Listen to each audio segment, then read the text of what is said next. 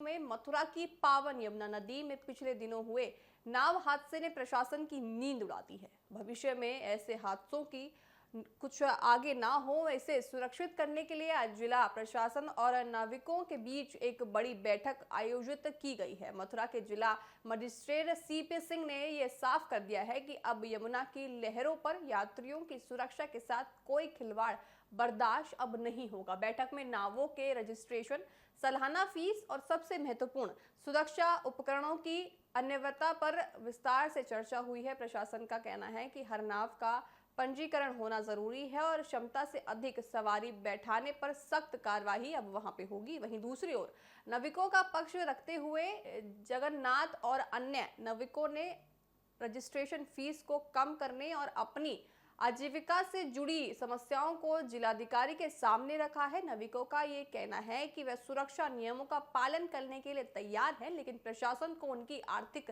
स्थिति का भी ध्यान रखना चाहिए। फिलहाल जिला प्रशासन ने इनको कुछ समय की मोहलत दी है ताकि वे सभी मानकों को पूरा कर सके। अब देखना ये होगा कि इन नए नियमों के बाद यमुना में नौका विहार कितना सुरक्षित होता है। आइए सुनाते हैं जिला मजिस्ट्रेट और नाविकों की इस बैठक पर क्या कुछ राय है।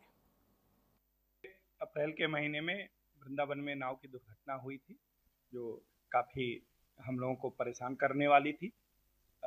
आवश्यकता हुई कि जो नाविक हैं उनका प्रॉपर रजिस्ट्रेशन हो, हर नाव पे, हर बोट पे, हर स्टीमर पर प्रॉपर सेफ्टी के जो जैकेट्स हैं या अन्य इक्विपमेंट्स हैं वो उपलब्ध हों। सभी नाविकों का और जो सवारी मतलब फेरी करते हैं उनका बीमा हो, जो नावें हैं उनका फिटनेस हो। तो सारी चीज़ों को हम लोगों ने एक नियमावली तैयार की और जो गवर्नमेंट के एग्जिस्टिंग नाम्स हैं उसकी तैयारी की गई।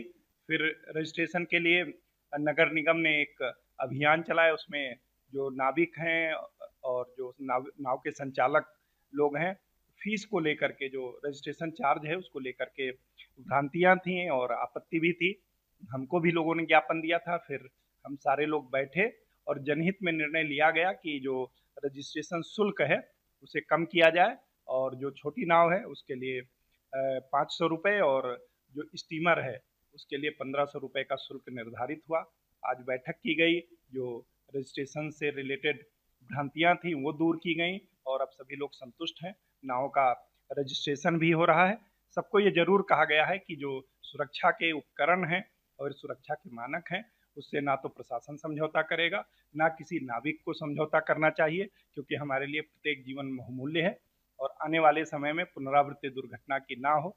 सभी लोग सुरक्षित रहें, सबकी रोजी रोटी भी अच्छे से चलती रहे, सबका जीवन यापन भी अच्छे से चलता रहे और ब्रज की मथुरा के वृंदावन की और जो गोकुल की परंपरा है वो भी जीवित रहे। यमुना मैया की लोग आते हैं, पूजा करते हैं, वो भी प्रॉपर संचालन करता रहे। तो अब नाविकों के साथ बैठक होकर के ये प्रकरण सुलझ गया है। 5,000 रुपये था, 5,000 से लोग बागों को थोड़ा ज्यादा लग रहा था। इस वजह से हम लोग काम सवरे नाव में जमुना जी के हम ही लोग करते हैं, उसमें भी हम पे आरोप लगाया जा रहा था। 117-18 वो लगाए थे हमारे ऊपर, मतलब ऐसी चीज लगाई थी कि धारा है कि हमारे कोई मतलब की नहीं थी वो, कि आप ये करो वो करो, रस्सा लाओ ये लाओ।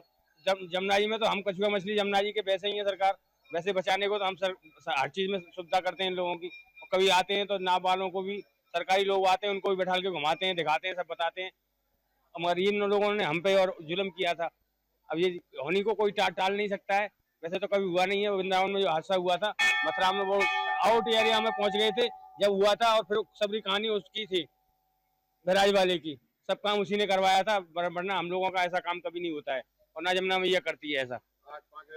अब 5,000 रुपये से 1500 रुपये हो गए। अभी देखो और लोग वहाँ की क्या व्यवस्था है, क्या करते हैं, और उनकी मर्जी है। उनके साथ सब समाज के ही साथ लोग, हम समाज के साथ हैं। नहीं, वो तो इस बात में तो हम सहमत हैं कि वैसे 1000 कही थी उनसे, बोले नहीं 1500 हो गए आपके। तो देखो अभी तो लोग बाग इस बात में चल रहे हैं कि देखो आगे क्या।